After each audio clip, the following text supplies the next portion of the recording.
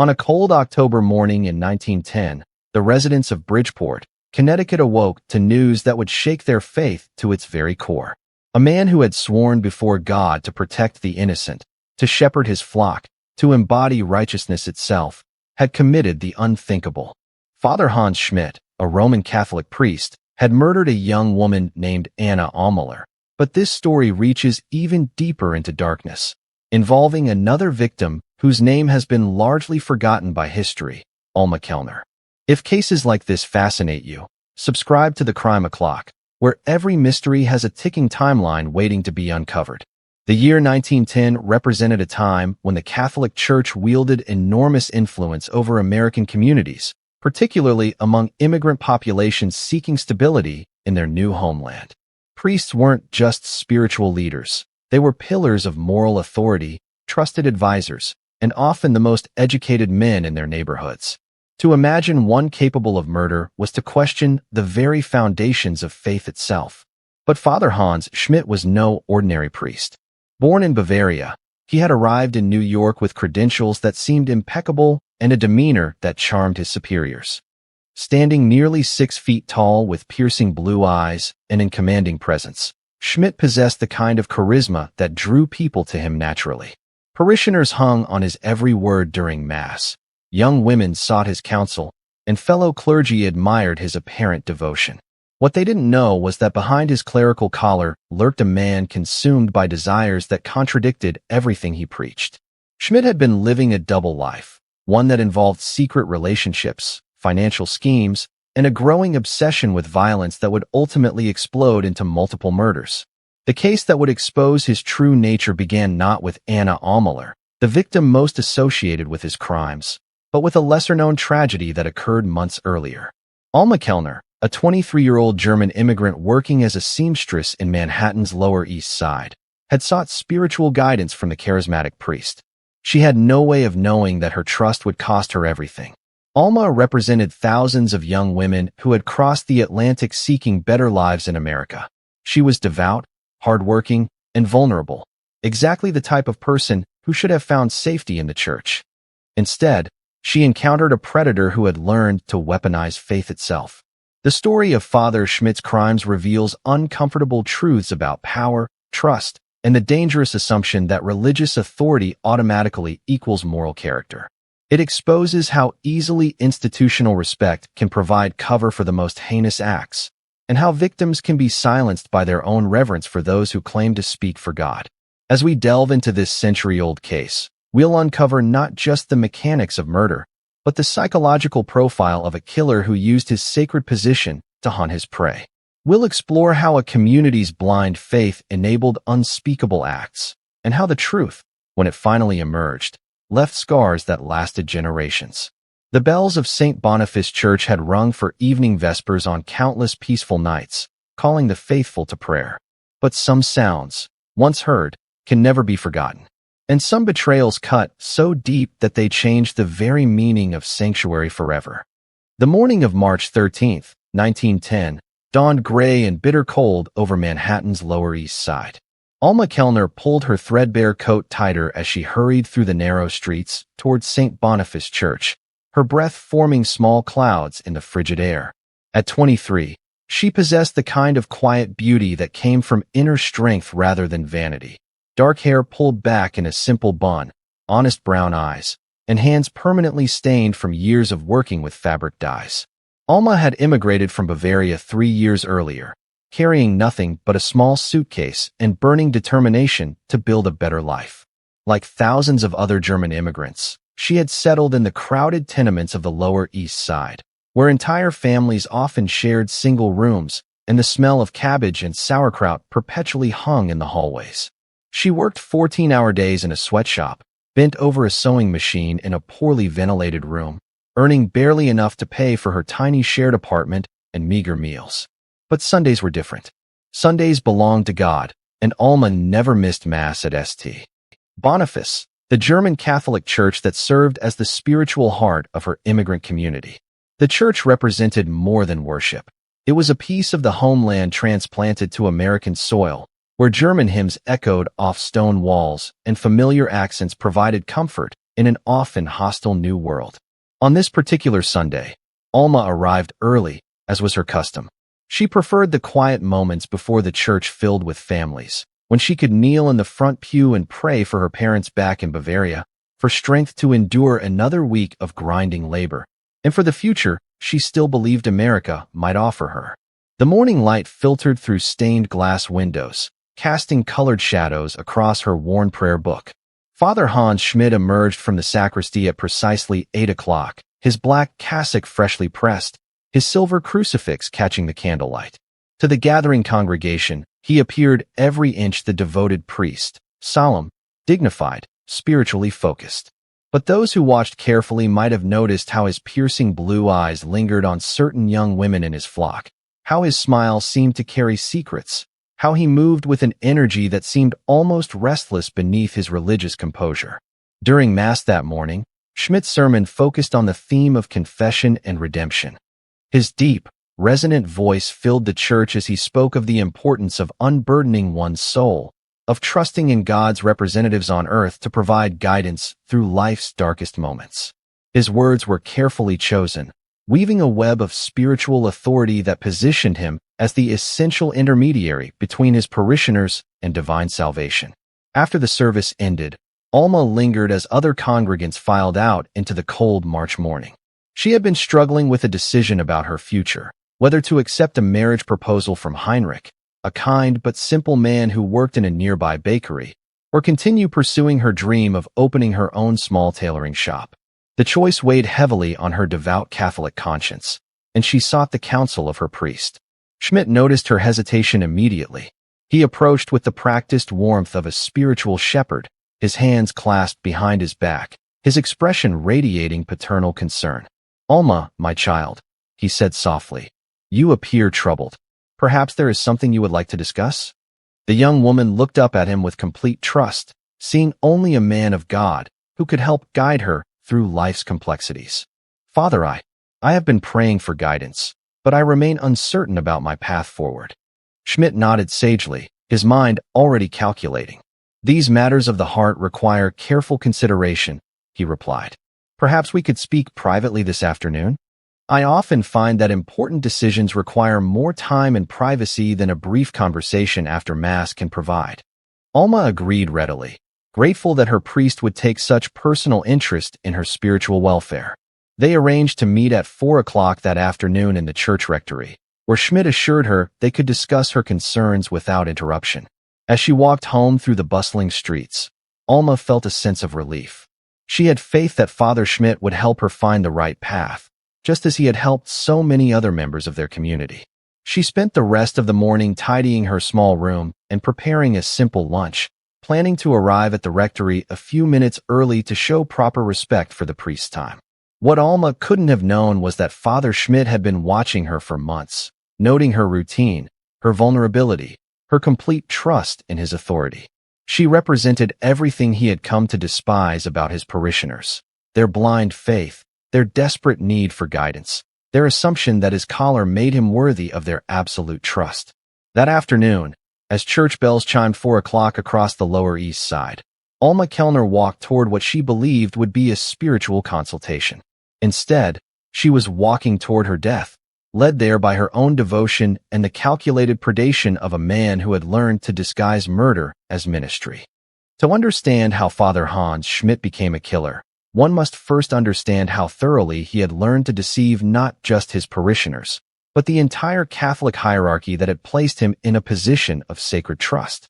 Born in 1881 in the small Bavarian town of Aschaffenburg, Schmidt had displayed an early intelligence that impressed his teachers and an apparent piety that convinced his parents he possessed a religious calling. But even as a seminarian, Schmidt harbored thoughts and desires that contradicted everything he professed to believe.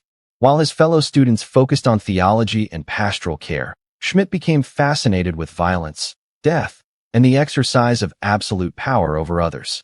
He read voraciously about historical figures who had used religious authority to control and manipulate, studying their methods with the dedication other seminarians applied to Scripture. Schmidt's ordination in 1904 marked not the beginning of his spiritual service, but the perfection of his disguise. The Roman collar became his hunting license, the confessional his web, and the trust of his parishioners his weapon. His superiors, impressed by his apparent dedication and his ability to connect with immigrant communities, assigned him to increasingly important positions in New York's German Catholic parishes. By 1909, Schmidt had established himself as one of the most respected priests in the German immigrant community. He spoke their language fluently, understood their struggles, and seemed to offer both spiritual comfort and practical guidance. What his parishioners didn't realize was that Schmidt viewed them with contempt, seeing their faith as weakness to be exploited and their trust as permission to act on his darkest impulses. Behind the facade of religious devotion, Schmidt had begun constructing an elaborate secret life.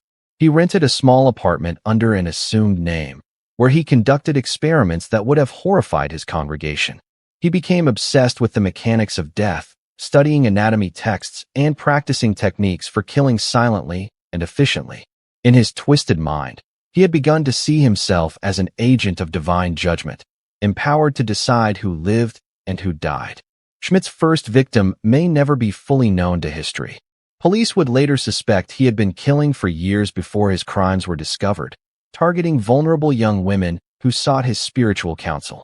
These victims shared certain characteristics. They were immigrants, often isolated from family support, devoutly religious, and completely trusting of clerical authority. They were, in Schmidt's calculation, perfect prey. The priest had developed a sophisticated understanding of criminal investigation that allowed him to evade detection for years. He studied police procedures, learned about forensic methods, and carefully planned each murder to minimize physical evidence. More importantly, he understood that his position as a priest provided him with nearly perfect cover. Who would suspect a man of God of such heinous crimes? Schmidt's psychological profile revealed a narcissist who had learned to weaponize religion itself. He genuinely believed he was superior to his parishioners, viewing them as sheep who deserved whatever fate he chose for them. His sermons about sin and redemption weren't expressions of faith, but elaborate mockeries of the very people who hung on his every word. He had turned the confessional into a hunting ground, using people's deepest secrets and vulnerabilities against them. The financial aspect of Schmidt's crimes added another layer to his depravity. He had been systematically stealing from church funds, skimming from the collection plate, and extracting money from vulnerable parishioners under the guise of spiritual counseling. Some of this money funded his secret apartment and his experiments in murder, while the rest fed a growing obsession with luxury that contradicted his vows of poverty. By early 1910, Schmidt had become increasingly bold in his criminal activities. The careful planning that had initially protected him had given way to an arrogance born of years of success. He began to believe he was untouchable, that his position and his intelligence made him superior even to law enforcement. This overconfidence would ultimately lead to his downfall, but not before he claimed additional victims. Schmidt's relationship with violence had evolved from curiosity to compulsion. He no longer killed simply because he could, but because he needed to. The power he felt when ending a life had become addictive, and the time between murders had begun to shorten. Each successful killing fed his sense of divine authority, reinforcing his belief that he was chosen to decide matters of life and death. The priest had also begun to document his crimes, keeping detailed records of his murders hidden in his secret apartment. These journals revealed a mind that had completely divorced itself from human empathy, treating murder as a scientific experiment and his victims as laboratory specimens. The clinical detachment with which he described ending human lives demonstrated the complete absence of conscience that had always lurked beneath his religious facade. When Alma Kellner sought his counsel that cold March afternoon in 1910, she encountered not a man of God, but a predator who had spent years perfecting the art of using faith as a weapon. Schmidt had been waiting for someone exactly like her, vulnerable, trusting, and completely unprepared for the evil that masqueraded as sanctity. The stage was set for murder, with the rectory serving as Schmidt's carefully prepared killing ground and Alma's devotion providing the very rope that would hang her. Mrs. Bertha Zimmerman had served as the housekeeper at St. Boniface Church for nearly 15 years, arriving each Monday morning at precisely 7 o'clock to begin her weekly cleaning routine. A sturdy woman in her 50s with graying hair pulled into a severe bun, she took pride in maintaining God's house with meticulous care. On the morning of March 21st, 1910, 8 days after Alma Kellner's scheduled meeting with Father Schmidt, Mrs. Zimmerman inserted her key into the rectory's side entrance and immediately sensed something was terribly wrong. The smell hit her first, a sweet, cloying odor that seemed to emanate from the basement below, mixed with something sharper that made her stomach turn. Mrs. Zimmerman had raised 7 children and buried 2 parents. She recognized the unmistakable scent of death. Her hand trembled as she called out, "Father Schmidt? Father Schmidt, are you here?" Only silence answered her, broken by the distant sound of morning traffic filtering through the heavy curtains. Mrs. Zimmerman's practical German upbringing had taught her to face unpleasant realities head-on. So despite her growing dread, she descended the narrow wooden stairs into the rectory's basement, each creaking step echoing in the darkness. What she discovered in the coal cellar would haunt her for the remainder of her days. Wrapped in what appeared to be altar cloths and stuffed behind a stack of coal bins was the decomposing body of a young woman. The victim's dark hair was still partially arranged in the simple bun that Alma Kellner had worn to church services, but her face had been battered beyond immediate recognition. More shocking still was the location itself. The sacred linens used to cover God's altar had been defiled, turned into a makeshift shroud for murder. Mrs. Zimmerman's screams brought neighbors running from blocks away. Within minutes, the rectory swarmed with local residents who had heard her cries, and by 8:30 that morning, Detective Sergeant Patrick O'Malley of the New York Police Department stood in the basement, surveying what was clearly the work of someone with intimate knowledge of the church's layout. Detective O'Malley was a 20-year veteran of the force, a thick-set Irishman who had seen every variety of human depravity that New York City could produce. But even his experienced eye was troubled by the calculated nature of this crime scene.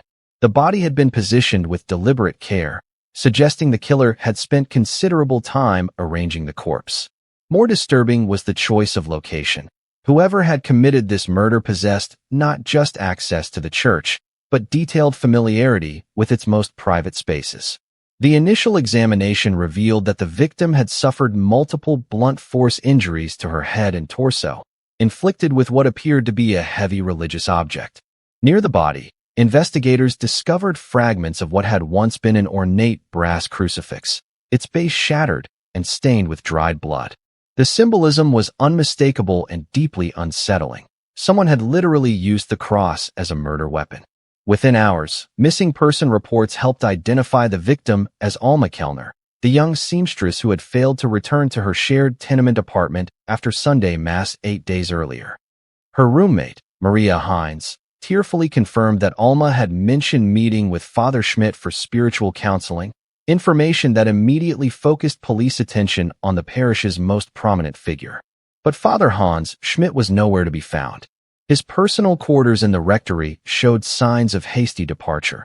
Dresser drawers pulled open, important papers missing, and his traveling bag gone. More telling were the items he had left behind. Expensive personal effects that no priest should have been able to afford on his modest salary, foreign currency from multiple countries, and a collection of detailed anatomical texts that seemed strangely out of place in a clergyman's library. Detective O'Malley's investigation of Schmidt's quarters revealed additional disturbing evidence. Hidden behind a loose baseboard, investigators discovered a journal written in German, filled with detailed observations about various parishioners.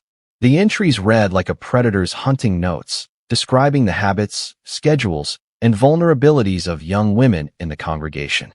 Alma Kellner's name appeared frequently in these pages, with particular attention paid to her Sunday routine and her tendency to seek private counsel. The basement crime scene yielded even more troubling discoveries as investigators conducted a thorough search. Beneath years of accumulated coal dust, they found evidence suggesting this wasn't Schmidt's first victim. Fragments of clothing, personal jewelry, and other items that clearly belonged to different individuals painted a horrifying picture of multiple murders committed over an extended period. Perhaps most chilling was the methodical nature of the crime scene itself. Schmidt had clearly planned not just the murder, but its concealment.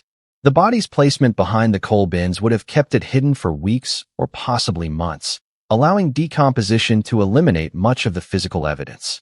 Only Mrs. Zimmerman's sensitive nose and thorough cleaning habits had prevented the crime from remaining undiscovered indefinitely. News of the murder spread through New York's German immigrant community like wildfire. By noon, hundreds of parishioners had gathered outside St. Boniface Church, their faces reflecting a mixture of horror, disbelief, and profound betrayal.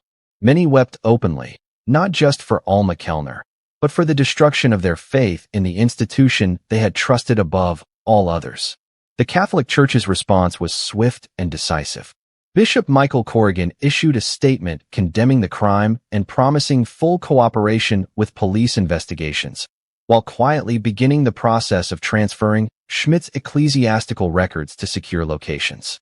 The church understood that this scandal could devastate Catholic communities throughout New York, and damage control became an immediate priority. As darkness fell on March 21, 1910, the rectory of St. Boniface Church stood empty and silent, wrapped in police tape and the prayers of a shattered community. Somewhere in the vast city beyond, Father Hans Schmidt remained at large, carrying with him the terrible knowledge of what he had done and the twisted confidence that had enabled him to kill in God's name. The discovery of Alma Kellner's body marked not just the beginning of a murder investigation, but the unraveling of everything an entire community had believed about sanctity, safety, and trust. Detective Sergeant Patrick O'Malley had investigated hundreds of murders during his 2 decades with the New York Police Department, but the evidence emerging from the St. Boniface Rectory presented him with the most methodical and disturbing crime scene he had ever encountered. As forensic specialists continued their painstaking examination of the basement, each new discovery painted an increasingly horrifying picture of Father Hans Schmidt's true nature. The murder weapon itself told a story of calculated blasphemy. The brass crucifix that had been used to batter Alma Kellner to death wasn't just any religious artifact. It was the processional cross that Schmidt himself carried during High Mass, the sacred symbol that hundreds of parishioners had watched him raise in blessing Sunday after Sunday. Crime scene photographers documented how the heavy base had been repeatedly brought down on the victim's skull with such force that both the cross and Alma's head had been shattered beyond recognition. Dr. Heinrich Müller, the police department's German-speaking coroner, conducted a thorough examination of Alma's remains that revealed additional disturbing details. The young woman had been struck at least 12 times, but the pattern of injuries suggested something far more sinister than a crime of passion. The blows had been delivered with surgical precision, each one calculated to cause maximum damage while avoiding the mess of arterial bleeding that might have alerted neighbors or left traces outside the basement. More troubling still were the restraint marks on Alma's wrists and ankles. She had been bound with rope before the beating commenced, indicating that Schmidt had planned not just to kill her, but to take his time doing so. The positioning of her body when discovered suggested she had been forced to kneel during the attack, a grotesque parody of prayer that demonstrated the killer's complete perversion of religious symbolism. The basement itself had been transformed into what investigators could only describe as a makeshift torture chamber. Behind the coal bins, they discovered additional rope, several sharp instruments including a set of surgical knives, and bottles of chloroform that Schmidt had apparently used to subdue his victims. Most horrifying was a wooden chair positioned in the center of the hidden space, equipped with leather restraints and surrounded by carefully arranged candles. The chair bore stains that laboratory analysis would later confirm as human blood from multiple individuals. Schmidt's personal effects provided crucial insight into his criminal methodology. Hidden in a locked drawer of his desk, investigators found detailed floor plans of the church and rectory, marked with notes about sight lines, acoustics, and potential escape routes. These weren't the casual sketches of someone familiar with the building, but the precise calculations of someone who had planned to use the sacred space for unspeakable purposes. Perhaps most damning was the discovery of Schmidt's financial records, hidden in a hollowed-out theological textbook. The priest had been systematically embezzling from church funds for years, but the pattern of his thefts revealed a disturbing correlation with missing person reports from the German immigrant community. Large withdrawals consistently preceded the disappearances of young women, suggesting Schmidt had been using stolen church money to finance his murders. Detective O'Malley's investigation expanded to include Schmidt's secret apartment on East 72nd Street, rented under the assumed name Hans Müller. What they found there defied belief. The single room had been converted into a grotesque museum of murder, with photographs of his victims displayed like trophies on the walls. Each image showed young women in their final moments, their faces frozen in terror as they realized the true nature of the man they had trusted with their spiritual welfare. The apartment also contained Schmidt's extensive collection of what he called his research materials, medical texts focused on anatomy and pathology, police procedural manuals, and newspaper clippings about unsolved murders throughout New York. His journals revealed the mind of someone who approached killing with the same methodical preparation that other scholars brought to their academic work. Most chilling were Schmidt's detailed victim profiles. He had been stalking potential targets for months before striking, learning their routines, their vulnerabilities, and their complete trust in his authority. Alma Kellner's file contained weeks of observations about her Sunday church attendance, her work schedule at the garment factory, and her growing desperation for spiritual guidance as she struggled with major life decisions. The physical evidence also revealed Schmidt's growing confidence in his ability to evade justice. Earlier crime scenes showed careful attention to evidence disposal and cleanup, but Alma Kellner's murder displayed a recklessness that suggested the killer believed himself untouchable. Blood spatters throughout the basement indicated he had made no effort to contain the violence, and personal items belonging to previous victims were carelessly scattered around the hidden chamber. Laboratory analysis of the altar cloths used to wrap Alma's body provided additional forensic evidence. The expensive linen had been purchased specifically for the church's Easter services, meaning Schmidt had planned this particular murder weeks in advance. The symbolism wasn't lost on investigators. He had used the very fabric meant to honor Christ's resurrection to shroud his victim's corpse. The investigation team also discovered Schmidt's correspondence with other clergy members, revealing a network of Catholic priests who had grown suspicious of his behavior but had chosen to remain silent rather than challenge a fellow member of their brotherhood. Letters found in his quarters suggested that church authorities had received complaints about Schmidt's inappropriate interest in young female parishioners, but these concerns had been dismissed as gossip rather than warnings of genuine danger. Perhaps the most disturbing evidence was found in Schmidt's private chapel within the apartment, a blasphemous altar where he had apparently conducted mock religious ceremonies before murdering his victims. The space contained inverted crucifixes, candles made from human fat, and a perverted version of the Catholic Mass written in Schmidt's own hand. This wasn't simply a man who had abandoned his faith. This was someone who had deliberately corrupted everything sacred in service of his homicidal compulsions. As Detective O'Malley compiled this mountain of evidence, one fact became increasingly clear. Father Hans Schmidt wasn't just a murderer who happened to be a priest.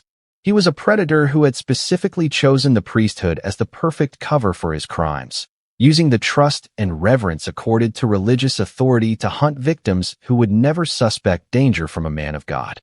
The evidence painted a picture of someone who had committed multiple murders over several years, each one more brazen than the last, protected by a collar that made him nearly invisible to suspicion. But Schmidt's arrogance had finally led to a mistake that would expose his crimes to the world. The manhunt for Father Hans Schmidt lasted exactly 72 hours, though it felt like an eternity to the terrified German immigrant community of Manhattan's Lower East Side. Every shadow seemed to hide the fugitive priest, every knock on the door could herald his return, and every confession booth in the city suddenly felt like a potential trap.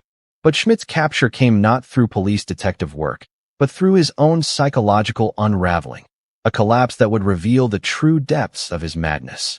On the evening of March 24, 1910, Father Joseph Brennan was preparing for evening prayers at St. Patrick's Cathedral when he noticed a disheveled figure kneeling in the last pew, his head buried in his hands. The man wore civilian clothes, but something about his posture suggested clerical training. As Father Brennan approached, the stranger looked up with eyes that held a mixture of terror and relief. "Father," the man whispered, I must confess everything." It was Hans Schmidt, and the psychological pressure of his crimes had finally shattered his carefully constructed facade. For 3 days, he had wandered New York City, sleeping in alleys and cheap boarding houses, unable to escape the mounting evidence of his guilt that seemed to follow him like a vengeful ghost. The newspapers were filled with details of the investigation, each revelation stripping away another layer of his protective delusions. Father Brennan led Schmidt to a private office, unaware that he was about to hear one of the most horrifying confessions in the history of the Catholic Church.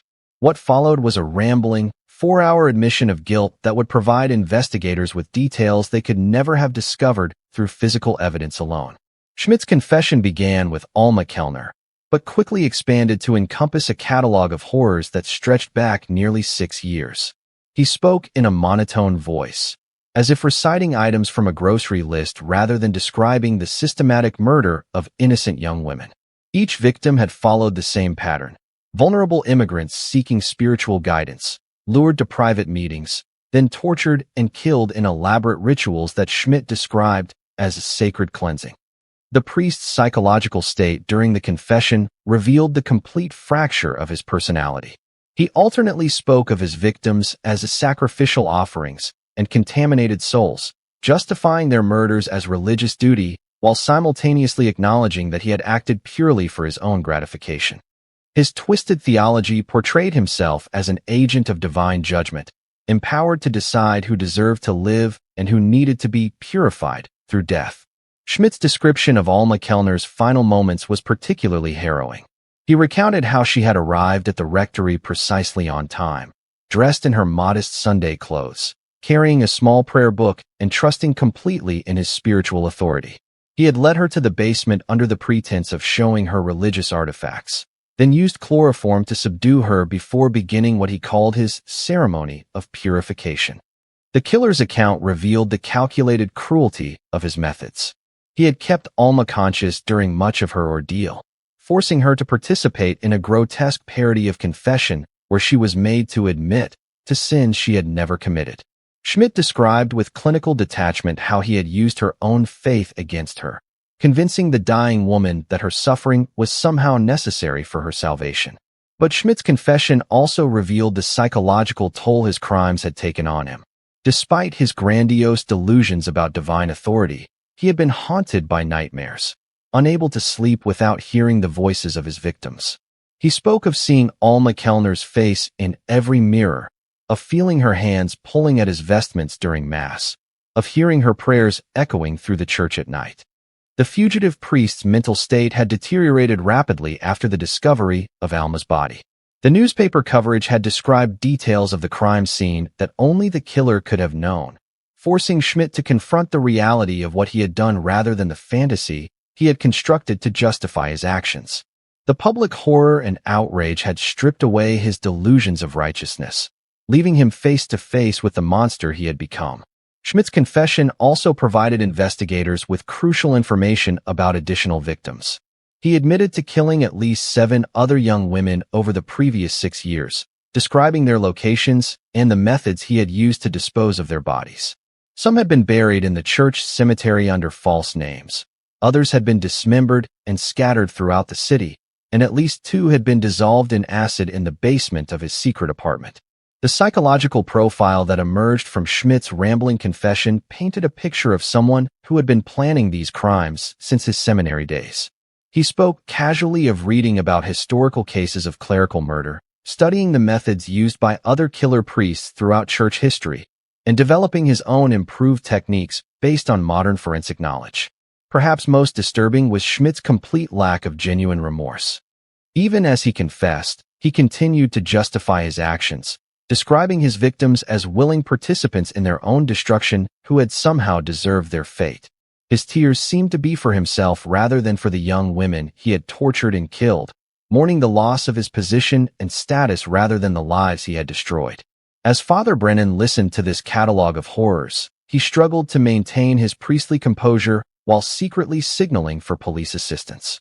The confession continued past midnight, with Schmidt providing increasingly graphic details about each murder, describing the specific tortures he had inflicted and the religious symbols he had perverted in service of his twisted compulsions. When Detective O'Malley arrived at St. Patrick's Cathedral in the early hours of March 25th, he found Schmidt in a state of complete psychological collapse. The fugitive priest offered no resistance to arrest, seemingly relieved that his 3-day flight from justice had finally ended. As handcuffs clicked around his wrists, Schmidt looked up at the cathedral's soaring ceiling and whispered, "God forgive me, for I have sinned beyond all redemption." The capture of Father Hans Schmidt marked the end of one of New York's most intensive manhunts, but it also marked the beginning of a legal and spiritual reckoning that would shake the Catholic Church to its foundations. The courtroom of New York's criminal court building had never witnessed anything quite like the trial of Father Hans Schmidt.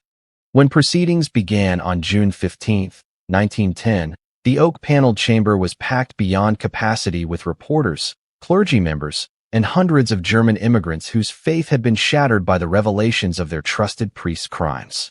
Outside, thousands more gathered in the streets, their faces reflecting a mixture of morbid curiosity and profound spiritual anguish.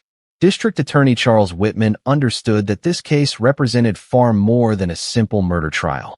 The prosecution of a Catholic priest for multiple homicides would test the very boundaries between religious authority and secular justice, while simultaneously exposing uncomfortable truths about how institutional trust could enable the most heinous crimes. Whitman, an ambitious prosecutor with political aspirations, recognized that his handling of this case could either launch his career to new heights or destroy it completely. Schmidt's defense team, led by prominent attorney Terence McManus, faced an almost impossible task. Their client had confessed in detail to multiple murders, physical evidence clearly linked him to the crimes, and public sentiment demanded swift justice. McManus's only viable strategy was to argue for insanity, portraying Schmidt not as a calculating killer, but as a mentally ill man whose religious delusions had driven him to commit acts beyond his conscious control. The prosecution's opening statement painted a devastating portrait of systematic predation disguised as pastoral care. Whitman methodically presented evidence showing how Schmidt had used his position to identify, stalk, and ultimately murder vulnerable young women who had sought his spiritual guidance. The district attorney's voice filled the courtroom as he described each victim, transforming them from nameless statistics into real people whose lives had been cut short by a predator wearing a collar. "Ladies and gentlemen of the jury," Whitman declared, "we are not here to judge the Catholic faith or to question the legitimacy of religious authority. We are here to expose a wolf who deliberately chose to dress in shepherd's clothing, who perverted the sacred trust placed in him by God and community alike, and who used that trust to commit murders of unparalleled cruelty and calculation." The prosecution's case methodically destroyed any remaining sympathy for the defendant. Dr. Heinrich Mueller's testimony about Alma Kellner's injuries was so graphic that several jury members visibly recoiled, while courtroom spectators wept openly as they heard detailed descriptions of her final moments. The coroner's professional demeanor couldn't disguise his own horror at the systematic torture Schmidt had inflicted on his victim. Detective O'Malley's presentation of physical evidence transformed the courtroom into a chamber of horrors. Photographs of the rectory basement, Schmidt's secret apartment, and his collection of victim trophies were passed among jury members whose faces grew increasingly pale as they examined each exhibit. The detective's testimony revealed the calculated nature of Schmidt's crimes, showing how the killer had spent months planning each murder and years perfecting his methods. But perhaps the most damaging testimony came from Schmidt's fellow clergy members, who were forced to admit they had received complaints about the defendant's inappropriate behavior, but had chosen to handle these concerns internally rather than report them to secular authorities. Father Wilhelm Kohler, Schmidt's immediate supervisor, broke down on the witness stand as he described ignoring warning signs that might have prevented multiple murders. The defense team's insanity plea faced immediate challenges when Dr. Alan McLean Hamilton, one of New York's most respected psychiatrists, testified that his examination of Schmidt revealed not mental illness, but a personality disorder characterized by complete absence of empathy and conscience. The defendant demonstrates perfect understanding of right and wrong, Dr. Hamilton explained to the jury. His crimes were not the product of delusion, but of calculated evil. Schmidt's own testimony proved to be his undoing. Against his attorney's advice, he insisted on taking the witness stand, apparently believing his intelligence and charisma could sway the jury in his favor. Instead, his 3 days of testimony revealed the narcissistic arrogance that had driven his crimes. He showed no genuine remorse for his victims, focusing instead on his own suffering and the injustice of his situation. Under cross-examination, Schmidt's facade completely crumbled. District Attorney Whitman systematically exposed the defendant's lies, his attempts to manipulate religious doctrine to justify murder, and his complete contempt for the people he had sworn to serve. When asked directly about Alma Kellner's final moments, Schmidt's response chilled the courtroom. She received the purification her soul required. I was merely God's instrument. The testimony of surviving victims provided some of the trial's most powerful moments. Maria Hines, Alma's roommate, described their final conversation and her friend's trust in Father Schmidt's spiritual guidance. Her tears as she spoke of Alma's hopes for the future created a stark contrast to the defendant's cold recitation of murder techniques. Catholic Church officials found themselves in the uncomfortable position of having to distance their institution from Schmidt while simultaneously defending the broader priesthood against public suspicion.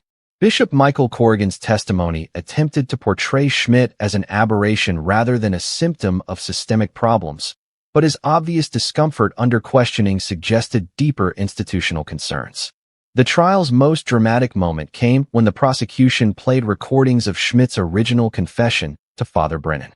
His emotionless recitation of torture and murder, preserved on one of Thomas Edison's new phonograph cylinders, reduced the courtroom to stunned silence. Several jury members later admitted this evidence alone convinced them of the defendant's guilt and his complete lack of mental illness. Defense attorney McManus's closing argument represented a desperate attempt to save his client's life. He painted Schmidt as a victim of religious fanaticism, driven to madness by the pressures of celibacy and the impossible expectations placed on clergy members. But his words rang hollow against the mountain of evidence showing premeditation, calculation, and deliberate cruelty. District Attorney Whitman's closing argument was a masterpiece of prosecutorial rhetoric.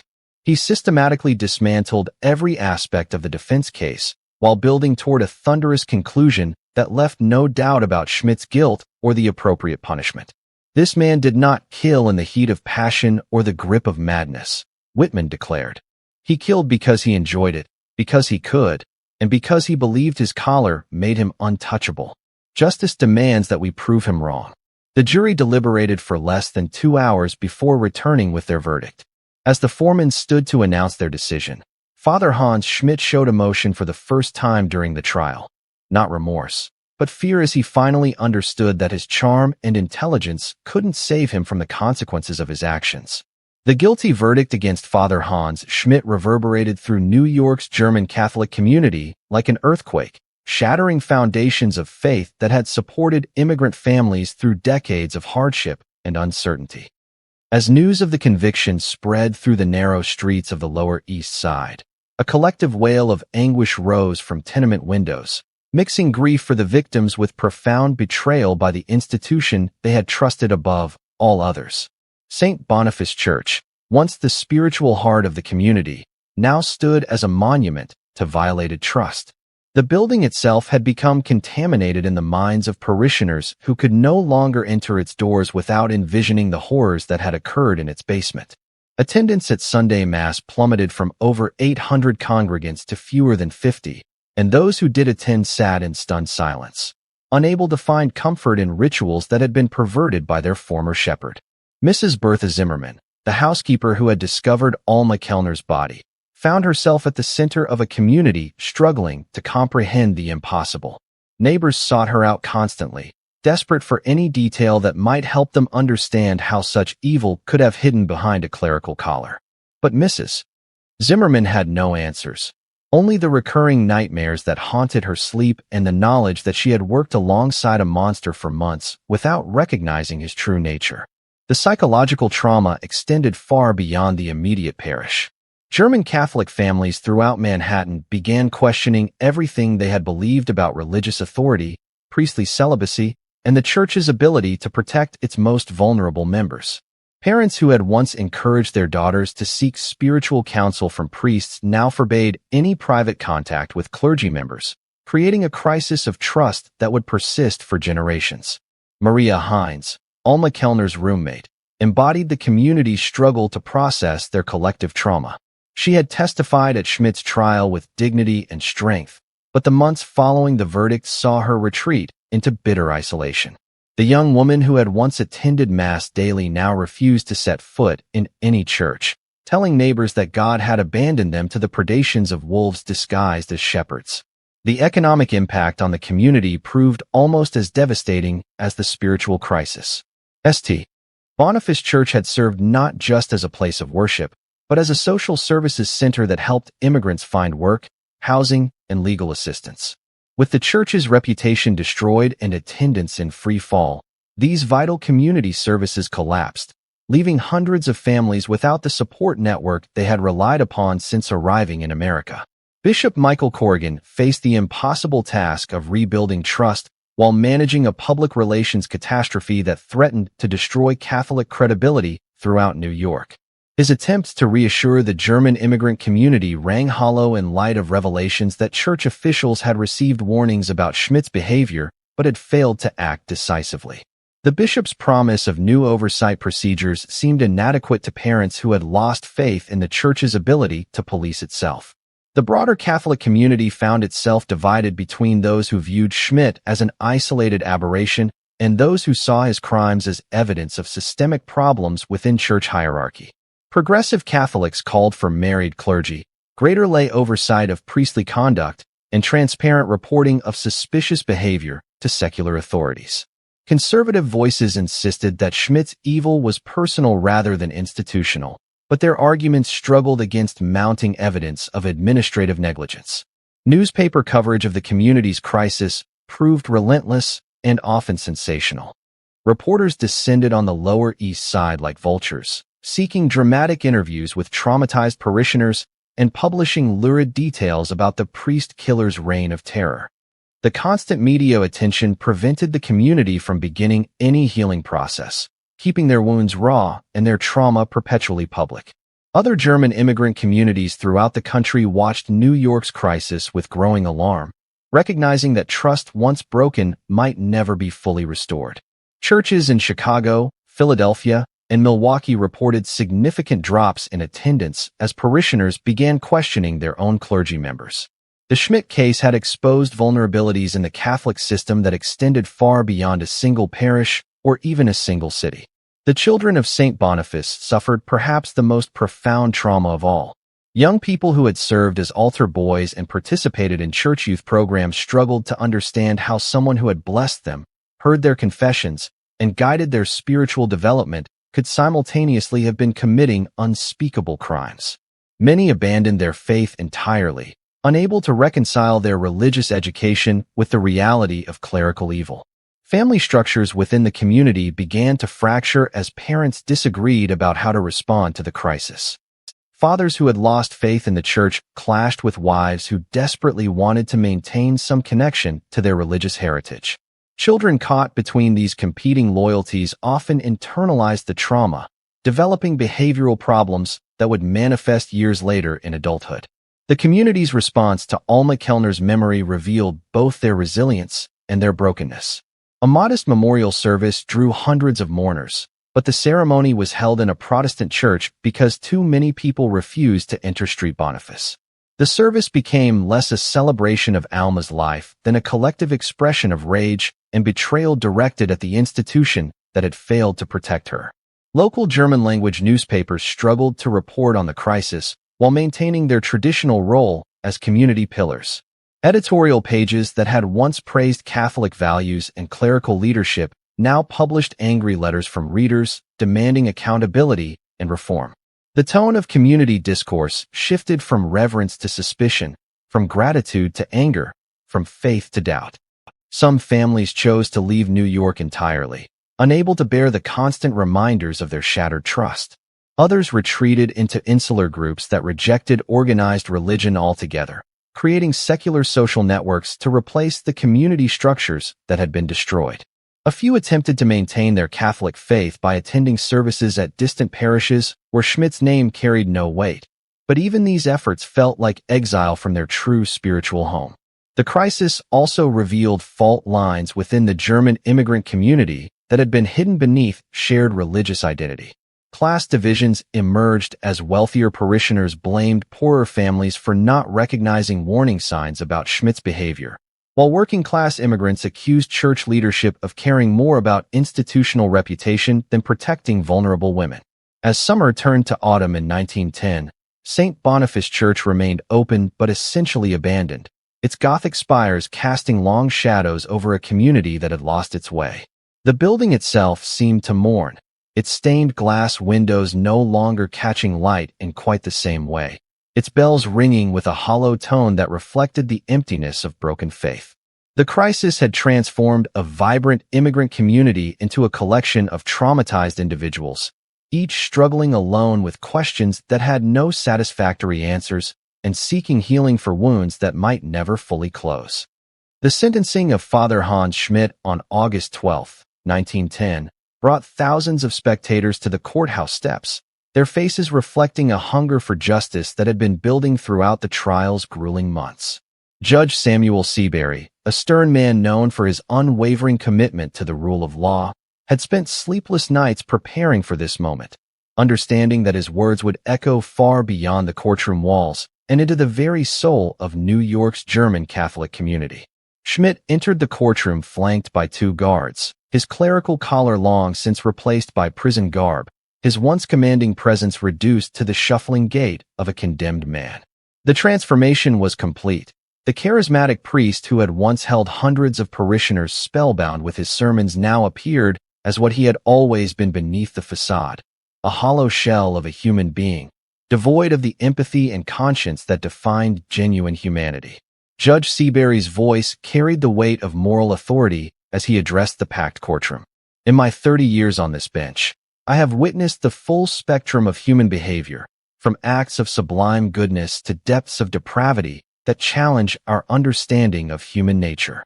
But never have I encountered a case that so completely perverts the sacred trust between shepherd and flock, between those who claim to serve God and those who place their faith in that service. The judge's words cut through the courtroom's tense silence like a blade. Hans Schmidt, you stand before this court not merely as a murderer, but as someone who has committed the ultimate betrayal of everything sacred and holy.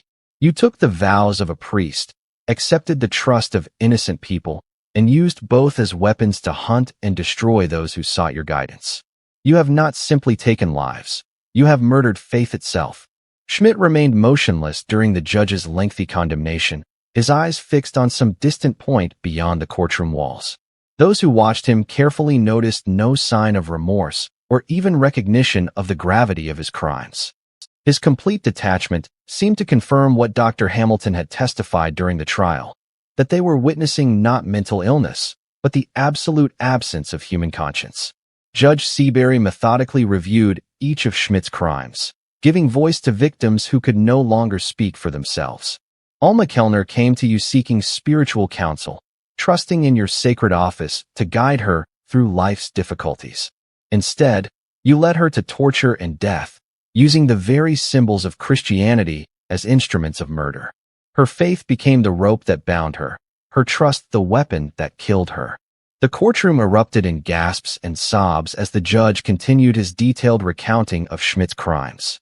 Family members of victims who had previously remained silent during the proceedings now wept openly, their grief finally given official recognition and validation.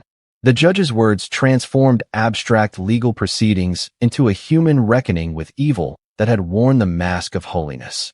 The evidence presented in this court reveals a pattern of predation that extends back years, encompassing multiple victims whose only crime was seeking comfort from their church. Judge Seabury continued. You systematically identified vulnerable young women, exploited their faith, and murdered them with a cruelty that defies comprehension. You have proven yourself to be not merely a killer, but a predator who specifically chose the priesthood as hunting ground. The sentence, when it finally came, surprised no one who had followed the trial's horrific revelations. Hans Schmidt, Judge Seabury declared, his voice rising to fill every corner of the courtroom. This court sentences you to death by electrocution, to be carried out at Sing Sing prison at a time to be determined by the warden. May God have mercy on your soul, for this court finds none to offer. Schmidt's reaction to the death sentence was perhaps more chilling than his crimes themselves. He simply nodded, as if the judge had announced nothing more significant than the day's weather. His complete lack of emotion, even in the face of his own mortality, reinforced the prosecution's argument that they were dealing with someone fundamentally inhuman in his capacity for evil. The courtroom's response was immediate and overwhelming. Spectators burst into applause. Their relief and satisfaction at seeing justice served mixing with continuing grief for the victims. Outside, news of the sentence spread through the gathered crowds like wildfire, triggering celebrations that would continue late into the night as the German immigrant community finally felt that some measure of justice had been achieved. But the legal proceedings were far from over. Schmidt's defense team immediately filed appeals, beginning a process that would drag on for months as they challenged everything from the admissibility of evidence to the competency of the trial judge. These appeals, while legally predictable, served to keep the community's wounds open, preventing any sense of closure or healing from taking root. The Catholic Church's official response to the sentence was carefully measured, walking a fine line between supporting justice for Schmidt's crimes and protecting the broader institution from further damage. Bishop Corrigan issued a statement expressing satisfaction that justice had been served while emphasizing that Schmidt's actions represented a betrayal of everything the Church stood for. The statement felt hollow to many in the German immigrant community, who continued to demand accountability for the institutional failures that had enabled Schmidt's crimes. Prison officials at Sing Sing prepared for Schmidt's arrival with unusual security measures, concerned about potential attacks from other inmates who viewed crimes against women and children as particularly heinous. The former priest was placed in solitary confinement, ostensibly for his own protection, but also to prevent him from potentially influencing other prisoners with his manipulative charisma. Schmidt's time on death row revealed the continuation of his narcissistic personality even in the face of execution. He spent hours writing what he claimed were theological treatises, attempting to justify his crimes through twisted interpretations of Scripture and Catholic doctrine. Prison chaplains who attempted to minister to him reported that he showed no genuine repentance, continuing to view himself as misunderstood rather than evil. The execution date was set for February 18, 1911, exactly 11 months after Alma Kellner's murder. As that date approached, Schmidt's appeals were systematically rejected by higher courts, each ruling affirming both his guilt and the appropriateness of the death penalty. The New York State Court of Appeals, in a particularly scathing decision, noted that Schmidt's crimes represented an attack on the very foundations of civilized society and religious faith. News coverage of the impending execution brought the case back into national headlines, rekindling debates about capital punishment, clerical celibacy, and the oversight of religious institutions. Editorial pages across the country weighed in on the broader implications of Schmidt's crimes, with many calling for systematic reforms in how the Catholic Church screened and supervised its clergy. The final weeks before Schmidt's execution were marked by a series of confessions and recantations that seemed designed more to secure his place in history than to provide genuine accountability for his crimes. He admitted to additional murders that investigators had never connected to him, but provided so few verifiable details that authorities suspected he was simply seeking attention rather than unburdening his conscience. As February 18th approached, the question that haunted everyone who had followed the case was whether Schmidt's execution would bring closure to the community he had terrorized, or whether some wounds were simply too deep to heal through the application of legal justice. The electric chair at Sing Sing prison claimed Father Hans Schmidt's life at 5:47 a.m. on February 18, 1911, but his death brought none of the closure that New York's traumatized German Catholic community had desperately hoped to find. As news of the execution spread through the Lower East Side's narrow streets, residents discovered that justice, however swift and final, could not resurrect the faith that Schmidt had systematically murdered alongside his human victims. Mrs. Bertha Zimmerman, now 61 and forever changed by her discovery of Alma Kellner's body, stood at her tenement window watching the early morning light struggle through the industrial haze. The execution had been front-page news in every city paper, but for her it felt strangely anticlimactic. Schmidt's death couldn't erase the nightmares that still plagued her sleep, the constant questioning of every interaction she'd had with the man she'd believed to be holy, the terrible knowledge that evil could wear a collar and speak in Latin. The broader Catholic Church moved quickly to distance itself from Schmidt's legacy, implementing new screening procedures for seminary candidates, and establishing oversight committees to monitor clerical behavior. But these administrative changes felt inadequate to communities that had learned the horrifying truth about how easily institutional trust could be weaponized by predators. The reforms addressed symptoms rather than the fundamental power dynamics that had enabled Schmidt's crimes. St. Boniface Church never recovered from the scandal. Attendance continued to dwindle throughout 1911 until Bishop Corrigan made the painful decision to close the parish permanently, selling the building to a Protestant denomination that renamed it Calvary Methodist Church.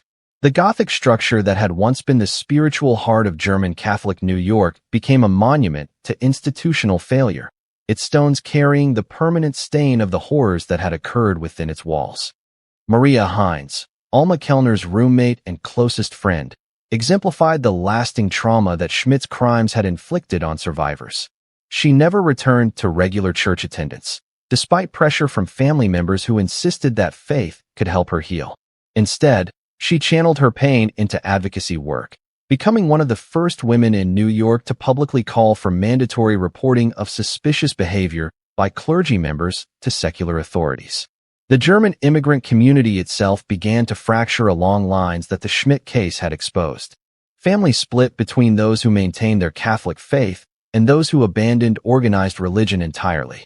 The close-knit neighborhood networks that had sustained immigrants through decades of hardship began to dissolve as trust, once broken, proved nearly impossible to rebuild. Perhaps most tragically, the case cast a permanent shadow over legitimate clergy members who had dedicated their lives to genuine service. Father Wilhelm Kohler, Schmidt's immediate supervisor, found his own ministry crippled by association with the scandal. Despite having no knowledge of Schmidt's crimes, he became a lightning rod for community anger about institutional failures. He requested transfer to a distant parish in upstate New York, but the stigma followed him, effectively ending his career as an effective pastor. The broader implications of Schmidt's crimes extended far beyond New York's Catholic community. Police departments across the country began reviewing unsolved murders of young women, particularly cases involving victims who had sought counsel from local clergy members. The investigation revealed a disturbing pattern of similar crimes that had been overlooked because investigators had been reluctant to suspect men of the cloth. The case also exposed the dangerous insularity of religious institutions that preferred to handle misconduct internally rather than involving secular authorities. Schmidt's superiors had received multiple complaints about his inappropriate interest in young female parishioners, but their response had been limited to informal counseling and closer supervision, measures that proved utterly inadequate to prevent murder. Academic experts began studying the Schmidt case as an early example of what would later be recognized as institutional predation, where individuals specifically sought positions of trust and authority to gain access to potential victims. Dr. Alan McLean Hamilton, who had testified about Schmidt's psychological profile during the trial, published influential papers about the particular dangers posed by predators who infiltrated helping professions. The legal system also evolved in response to Schmidt's crimes. Prosecutors began developing new strategies for investigating cases where religious authority had been used to facilitate criminal behavior, while defense attorneys struggled with the challenge of representing clients whose crimes violated not just legal statutes, but fundamental social trust. Schmidt's execution had been witnessed by a small group of officials and reporters who described his final moments as disturbingly consistent with his complete lack of empathy. He showed no remorse, made no final statement acknowledging his victims, and died with the same cold detachment that had characterized his entire approach to murder. His body was buried in an unmarked grave in the prison cemetery, an anonymity that his victims had been denied through his publicity-seeking crimes. The case's impact on American Catholicism persisted for decades. Seminary training began incorporating psychological evaluation and counseling components designed to identify candidates who might be unsuited for positions of religious authority. The changes came too late for Schmidt's victims, but they represented the Church's recognition that good intentions and theological education were insufficient safeguards against predatory behavior. For the surviving family members of Schmidt's victims, his execution marked not an ending, but a transition from the acute trauma of the crimes to the chronic pain of permanent loss.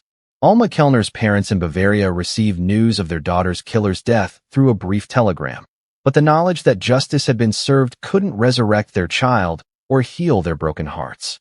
The broader German immigrant community gradually rebuilt itself, but the structures that emerged were fundamentally different from what had existed before Schmidt's crimes. New social organizations were more secular in nature, with less concentrated authority in any single leader. The trust that had once been given automatically to religious figures now had to be earned through consistent demonstration of character and accountability. As the years passed, the Schmidt case became a cautionary tale studied in seminaries, police academies, and sociology programs. But for those who had lived through the terror, the investigation, and the trial, it remained a personal wound that never fully healed. They had learned that evil could disguise itself as holiness, that institutions could fail their most vulnerable members, and that some betrayals cut so deep they permanently altered one's understanding of human nature. The empty lot where St. Boniface Church had once stood became a small neighborhood park in the 1920s, but locals avoided the space, as if the ground itself retained the memory of what had occurred there. Children playing nearby were warned away by parents who couldn't articulate their discomfort but felt the lingering presence of old trauma. What's your take on this case?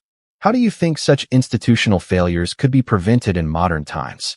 Share your thoughts below and subscribe to the Crime O'Clock, because the next mystery is already ticking, and the lessons of history must never be forgotten if we hope to protect future generations from those who would exploit trust for evil purposes.